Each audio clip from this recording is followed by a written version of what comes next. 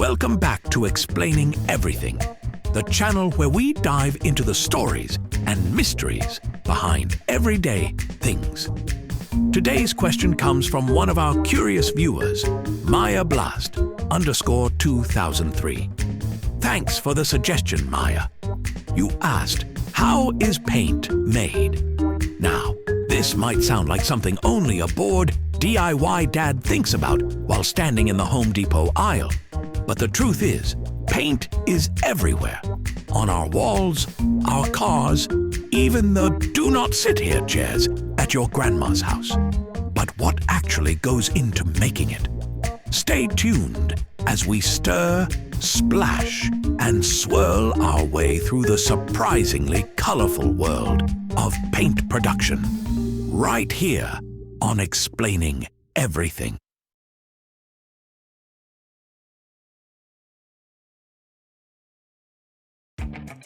So, let's start with the basics.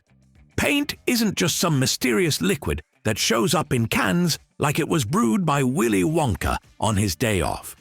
It's actually a mix of 4 main ingredients: pigments, binders, solvents, and additives.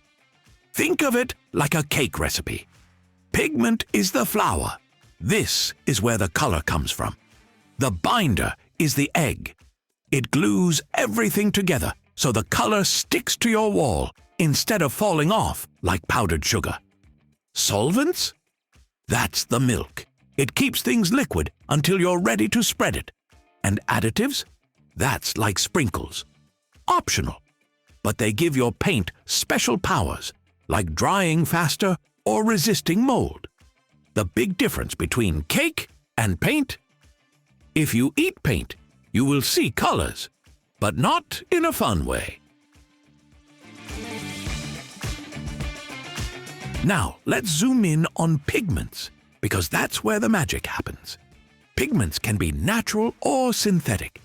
Back in the day, people literally crushed rocks, plants, and even bugs to get color. Ancient Egyptians, for example, made blue by grinding up lapis lazuli. Sounds fancy until you realize some unlucky worker had to spend his life smacking rocks with a hammer just so someone's tomb could look pretty. Today, thankfully, we use science. Modern pigments are carefully engineered powders that give paint its rich and consistent colors. White paint usually relies on titanium dioxide, which is basically the rock star of pigments, powerful, reliable, and makes everything else look better. Black is often carbon black, which comes from soot, and bright colors. Those come from lab-made pigments that won't fade like your favorite t-shirt after one wash. When you look at a wall of paint swatches, each one is basically powdered rock and chemistry, waiting to be blended into liquid glory. It's less like art class and more like Breaking Bad, but with fewer explosions. Once the ingredients are chosen, it's time to mix them together.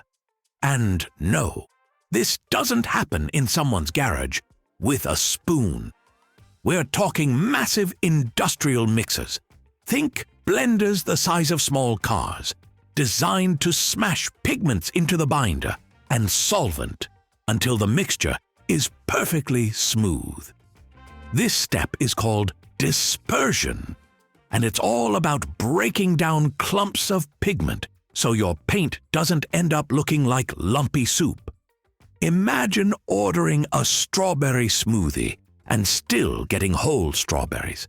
Same problem, but with walls. Factories use huge machines called sand mills or ball mills, which sound like sports equipment but are actually pigment blending powerhouses. They take pigment particles and grind them down until they're so fine they can evenly coat surfaces. At this stage, the paint looks like a very unappetizing milkshake. If you ever wanted to know what sadness tastes like, just imagine vanilla but chemical. So, the paint is mixed, but the job isn't done. Now comes quality control, which is basically the Olympics for paint. Each batch gets tested for thickness, drying time, durability, and how well it hides what's underneath. For example, paint has to pass something called a hiding test. Scientists literally paint over black lines to see if the new coat can cover them up. If it can't hide the lines, it's a fail.